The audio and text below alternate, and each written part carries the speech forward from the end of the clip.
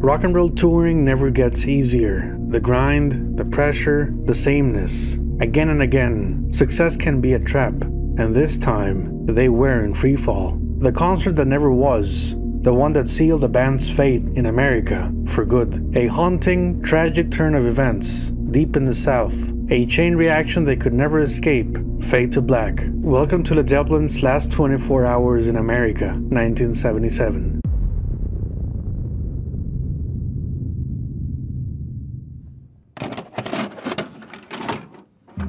It was Tuesday, July 26th, 1977. News of backstage violence at their most recent shows in Oakland, plus the arrests, hit newspapers across the United States. John Bonham, Peter Grant, tour manager Richard Cole, and enforcer John Binden had spent 3 hours in jail, booked on several counts of battery before being released on bail. You can watch my video series for more on this chapter. Back at the San Francisco Hilton, it was time to regroup, speak with lawyers, and find quick solutions. The band's next show was scheduled for Saturday, July 30th in New Orleans.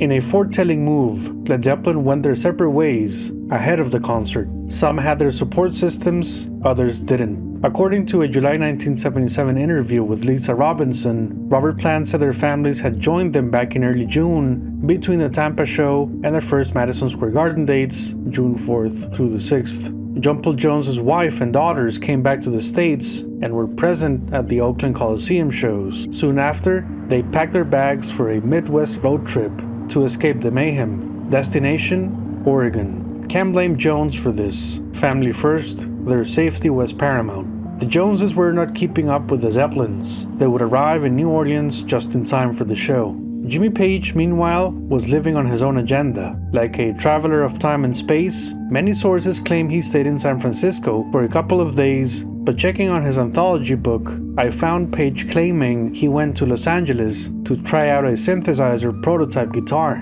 So it's safe to think Jimmy stayed in the West Coast, and like Jones, would join the rest of the band in time for the show. John Binden, Peter Grant, and his son, Warren, left opposite directions to the East Coast. They went for a much-needed retreat over at Montauk, New York, a village at the east end of the Long Island Peninsula. It was a fishing trip on Atlantic's own Jerry Greenberg's boat. The rest of the entourage, Robert Plant, John Bonham, and Richard Cole, boarded Zeppelin's Caesar's Chariot for the 4-hour flight to Louisiana. In the air, tension lingered. The goal was to forget Oakland and focus on the tour's biggest venue yet, a worthy contender to previous Pontiac Silverdome and Seattle's Kingdome, the almost 80,000 fan capacity Superdome.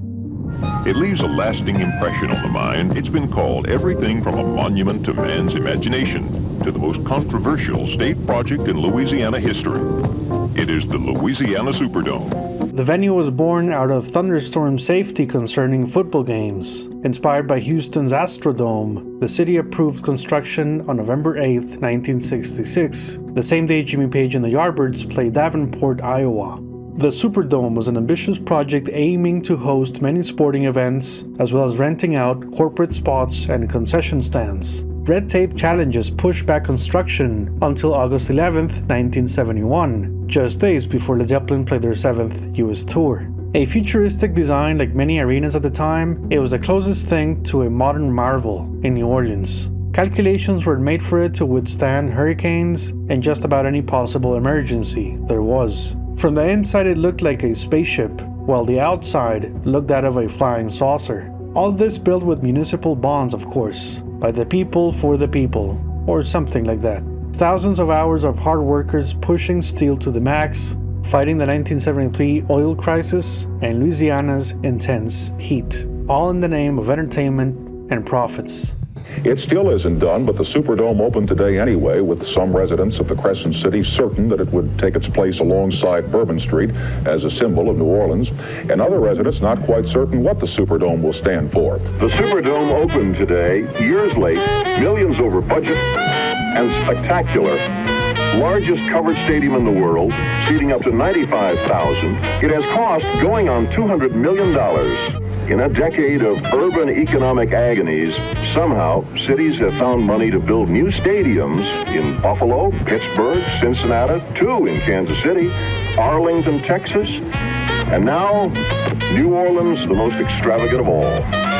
And so, in August 1975, the New Orleans Superdome opened its doors with a grandiose event on the 29th featuring Bob Hope as headliner, plus a mix of celebrities and musicians. The dimensions were huge, enough seats to make future rock and roll promoters rich, plus enough bouncing surfaces to make sound engineers crazy. The Superdome became home to the Saints, Tulane's Green Waves, Pelicans, and pre-Utah Jazz relocation New Orleans Jazz. Concerts were not frequent at the stadium, but there were plenty of artists to choose from. Led Zeppelin was scheduled to perform there in late September 1975, but Robert's accident made it impossible. The event was cancelled. 1975 had the Pride of Dixie Festival on August 31st, featuring headliners the Allman Brothers, plus support. This Southern rock event catered to the nearby regions and was a promising start for the venue. 1976 had a Mardi Gras special in February, followed by the Bicentennial Variety Show Festival and Earth, Wind & Fire on December 31st. 1977 had 3 shows before Led Zeppelin's arrival: January 14th with Earth, Wind & Fire again, a February 20th R&B and Rock and Roll Festival with names like Chuck Berry and Bo Diddley, followed by a May 28th Cool Jazz Festival.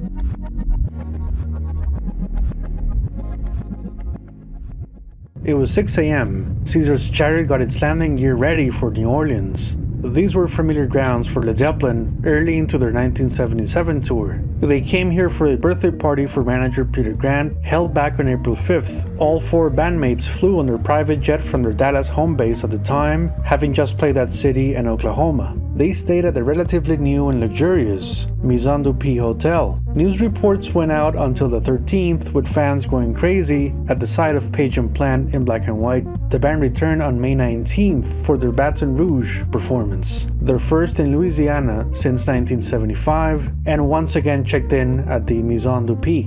Led Zeppelin enjoyed New Orleans in full, where Robert also greeted some local fans, rocking his beloved yellow Wolverhampton jersey. The band walked to the hotel's south corner at Burgundy Street and Toulouse Street for a Bourbon Street photograph that captured the tour's high hopes, coming back to America after almost 2 years. Nobody could think it would be over just 25 concerts later. The band walked the streets filled with history, tradition, excess, riddles, and fantasy. A favorite destination included a 19th century building, the Old Absinthe House. Inside there were countless business cards, the place you drink your troubles away after a day's hustle. Foretelling, premonitory, this was the basis for their next studio album, Imagery, and Through the Outdoor. Flashbacks of past glories. New Orleans was a place of celebration. The band partied here back in May 1973, right after their Municipal Auditorium gig. Atlantic Records hosted a surprise party at Cosimo's recording studio. Host band were the Meters, playing their funky soul sounds, and the sky was the limit for Led Zeppelin, who back then stayed at the Royal Orleans Hotel, made infamous on the band's track from Presence.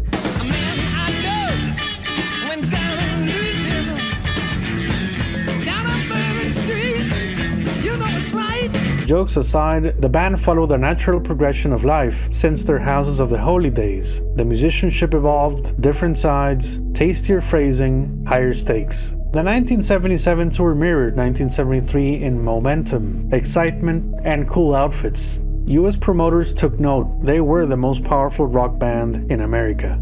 Led Zeppelin's 1977 tour news in January made fans crazy, but nobody could predict a third leg of shows would happen. Regional press reports as early as June 23rd, the same day Led Zeppelin played their third night in LA, shared the exciting news of a July 30th date at the Superdome to be sold midway through July. More articles followed with third leg news, including their upcoming Seattle gig, plus dates in Arizona, Oakland, and Chicago. New Orleans papers warned fans about counterfeit tickets being sold days before the big event. Somebody had a full printing operation going on, hoping to score some bootleg money at the expense of desperate fans. Scalpers were also on the map. Everybody wanted a piece of the action. Music-wise, Led Zeppelin was to play an almost carbon copy setlist of their Kingdome and Oakland Day 1 concerts at New Orleans. Variations at this point of the tour were not an option. The band was tired, and playing huge arenas created a slight disconnect of time and place. But if you check the recordings from this tour, they still had it. Days turned into dimensions, portals of sameness, until that precious moment when they took the stage and everything made sense. Roadies packed their gear and headed to the Gulf, lucky to be alive after the Oakland incident. The media snowball effect was on. Robert Plant looked happy. He was glad to leave the Oakland violence behind. Billboard's #1 single that week had a fitting title, "Looks Like We Made It." Both Led Zeppelin 4 and the song Remains the Same soundtrack charted at 150 on Billboard's 200. The Zapp crew checked into the Maison du P hotel, where Plant hit the pool and enjoyed the rockstar life. A photograph was taken that day, the last glimpse of what was and would never be the same again. Robert got a phone call from his wife. It was 9 a.m. in New Orleans and 3 p.m. in England. Their 5-year-old son, Carrick, was ill and would be taken to the hospital. Some 45 minutes later, Maureen called back.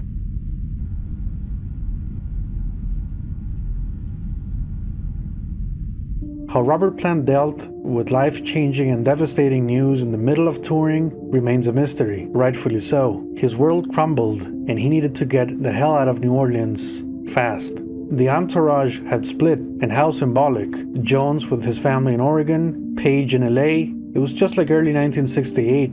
Robert was next to his friend John Bonham. This was no band of joy anymore, but a band of tragedy. They wanted to leave America as soon as possible. Manager Peter Grant had to be tracked down with urgent pre-cell phone methods all the way up to New York. Grant had never moved faster in his life. Confirmed by both biographies, Peter acted out of anger, frustration, and sadness as he called promoter Bill Graham from the Oakland shows to tell him, "I hope you're happy. Thanks to you, Robert Plant's kid died today." The reasons for this remain unclear. Grant regretted this many years later. Flight arrangements were secured immediately for Plant and Bonham's departure, but the Caesar's Chariot crew couldn't take off until federal regulations allowed. By law, the pilots had to rest before their next run. That left a desperate Robert with Bonzo, faithfully at his side, stuck in New Orleans, waiting for hours. We can speculate why management didn't just buy a bunch of first-class tickets on a commercial flight for privacy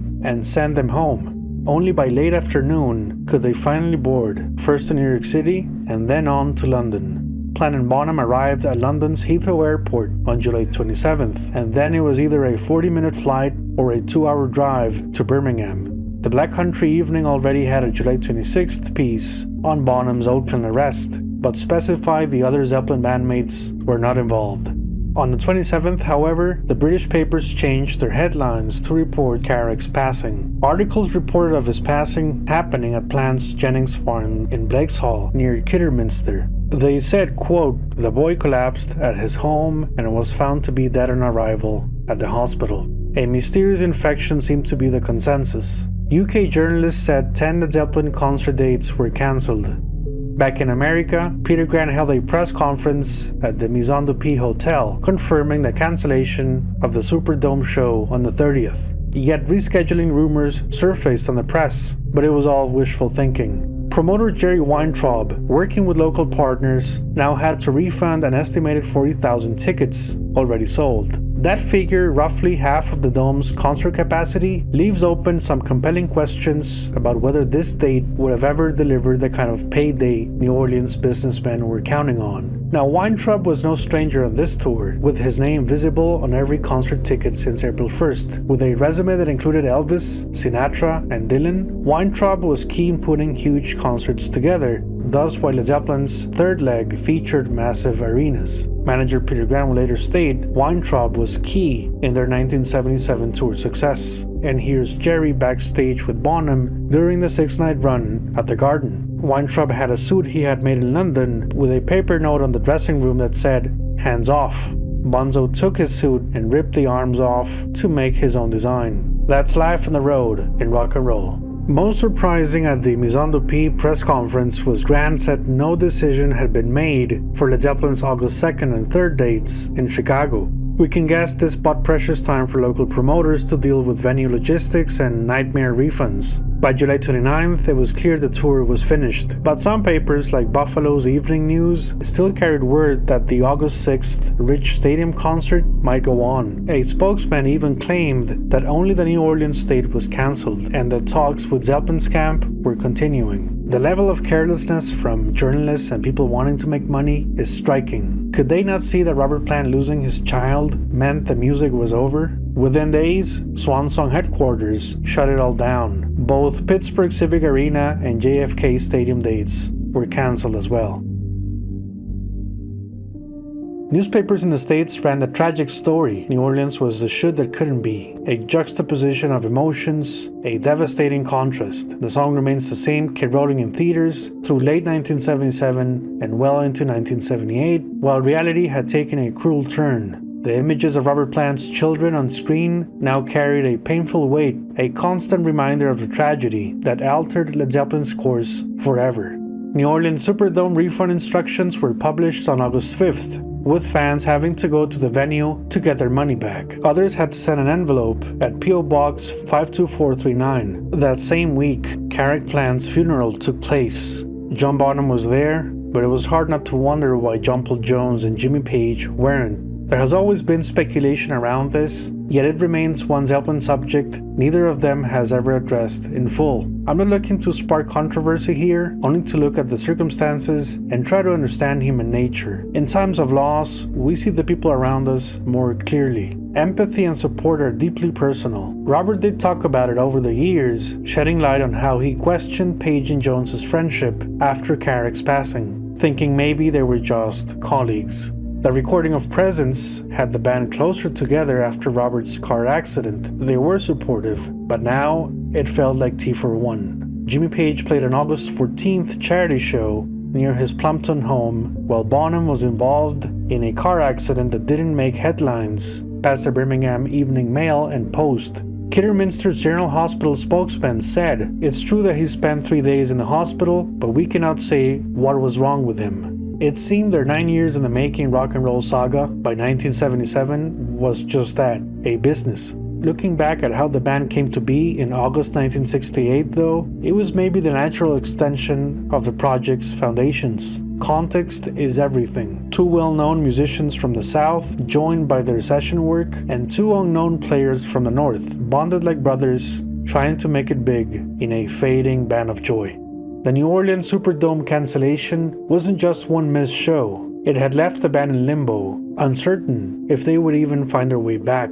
Robert Plant brought the music back to New Orleans in 1988 on his Now on Zen tour, with possible echoes of Superdome 1977 tracks such as Black Country Woman and Trampled Underfoot. Jimmy Page followed in September with his Outriders solo album. His setlist included Over the Hills and Far Away, In My Time of Dying, and the crowd favorite, Stairway to Heaven. Page and Plant returned together at New Orleans' Lakefront Arena in March 1995, giving local fans their first taste of the duet era with No Quarter, Nobody's Fault But Mine. The song remains the same, Black Dog, and Cashmere. They came back again in 1998 for a swan song performance that added Whole Lotta Love and Rock and Roll. John Paul Jones was the last to arrive in New Orleans, performing a March 2000 House of Blues show. His 20-song setlist featured more What If Superdome 1977 material, including No Quarter, Going to California, Nobody's Fault But Mine, Trampled Underfoot, and Black Dog. Taken together, New Orleans ultimately experienced an almost full 1977 show spread across these solo and reunion performances, a strange occurrence that in a way made up